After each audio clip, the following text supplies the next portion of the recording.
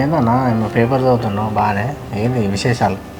ఇప్పుడు ఎలక్షన్ల టైం కదా, మొత్తం ఎలక్షన్ల గురించి చేసిర్రు. అవును, రేపు ఎలక్షన్ ఓట్లు కదా, నువ్వు ఊరికి ఓట్లేవా? ఓటేయా?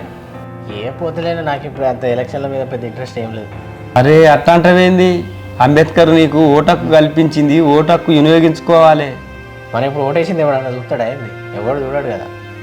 ఎవరు చూస్తాడనో ఎవరి కోసమో కాదు, నీ భవిష్యత్తు కోసం నువ్వు ఓటేసుకోవాలి. నీకెవరు మంచి చేస్తారనిపిస్తారో వాళ్ళకే ఓటేయి.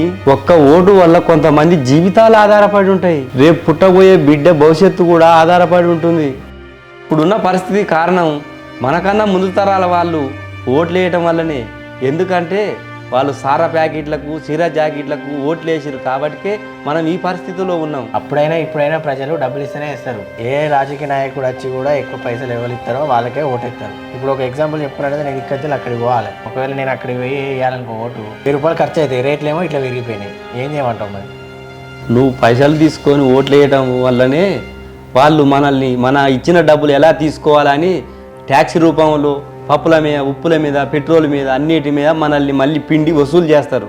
అవసరమై మనకి ఏదైనా పని అవసరం ఉండి వాళ్ళ దగ్గరికి పోయినా కానీ మళ్ళీ పైసలు అడుగుతారు. అప్పుడు ఎందుకని అడిగినావనుకో, నువ్వు పైసలు తీసుకోకుండా ఓటేసినావా అని అడుగుతాడు. అవును, మొన్న మా ఫ్రెండ్కి ఇట్లనే జరిగింది. ఒక ఎమ్మెల్యే ఇట్లనే అడిగిండు. అగో గట్లుంటుంది మరి.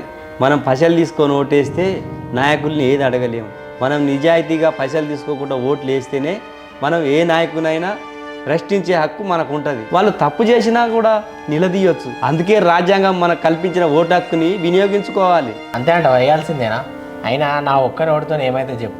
వెయ్యాలే కంపల్సరీ. నీ ఒక్క ఓటుతోనే దేశ అభివృద్ధి మార్చొచ్చు. నీ ఒక్క ఓటుతోనే కొన్ని జీవితాలని బాగుపరచవచ్చు. ఒక్క ఓటుతోనే గెలుపు ఓటములు నిర్ధారణ అవుతాయి. ఒక్క ఓటుతోనే మన అందరి భవిష్యత్తు ఎలా ఉండాలో మార్చుకోవచ్చు. ఓటు నోటుకి ఎప్పుడైతే అమ్ముడబోతుందో అప్పుడే మన అభివృద్ధి తగ్గిపోతుంది, అవినీతి పెరిగిపోతుంది. ప్రతి మనిషి డబ్బుకు ఓటును అమ్ముకోవద్దు.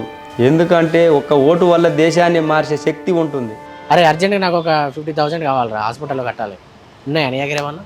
50,000 కొద్దిగా అర్జెంట్ ఉన్నది, ఎమర్జెన్సీ అట్లా. సరే, సాయంత్రం రూమ్కి రా, ఇస్తా. ఉన్నాయా నిజంగా నీ దగ్గర? ఉన్నాయి. అరే నువ్వు చేసేదే నెలకు 15,000 వస్తాయి కావచ్చు, మరి 50,000 ఎట్లున్నాయరా నీ దగ్గర? అప్పుడో 100 కొన్ని ఏళ్ళ నుంచి దాచి పెడతానా, అవే ఇప్పుడు 50,000 అంత అమౌంట్. రేటే రాబాయి. ఇందాక నువ్వు మాట్లాడుతా అంటే ఎట్లయితే ఒక్కొక్క 100 జమ చేసినండి వాళ్ళ 50,000 తయారు చేసినావు, నీ లెక్కనే ప్రతి ఒక్కరు నా ఒక్క ఓటు పోతుంది, నా ఒక్క ఓటు పోతుంది అనుకుంటే కొన్ని లక్షల ఓట్ల తేడా వస్తుంది. దానివల్ల ఎలక్షన్ రిజల్ట్స్ మారుతాయి, దేశం భవిష్యత్తే మారిపోతుంది. అందుకే మీ ఊరు పోయి ఖచ్చితంగా నీ ఓటును వినియోగించుకో. ప్రతి ఒక్కరికి ఓటు అనేది చాలా ఇంపార్టెంట్. మనకే కాదు, మన నెక్స్ట్ జనరేషన్స్ కూడా చాలా ఇంపార్టెంట్. అవును నిజమేరా, నాకు ఇన్నో అసలు ఓటు వాల్యూ అర్థం కాలే. ఇప్పుడు కంపల్సరీ నేను మా ఊరి పోయి కంపల్సరీ ఓటు వేసుకుంటా. నా ఓటు నేను సద్వినియోగం చేసుకుంటా. మీ విలువైన ఓటుని ఉపయోగించుకోండి. తప్పకుండా అందరూ ఓటేయండి. ఈ వీడియో కనుక మీకు నచ్చినట్లయితే తప్పకుండా లైక్ చేయండి, కామెంట్ చేయండి, షేర్ చేయండి. అలాగే ఆర్ తెలుగు ఛానల్ని తప్పకుండా సబ్స్క్రైబ్ చేసుకోండి. Thank you for watching.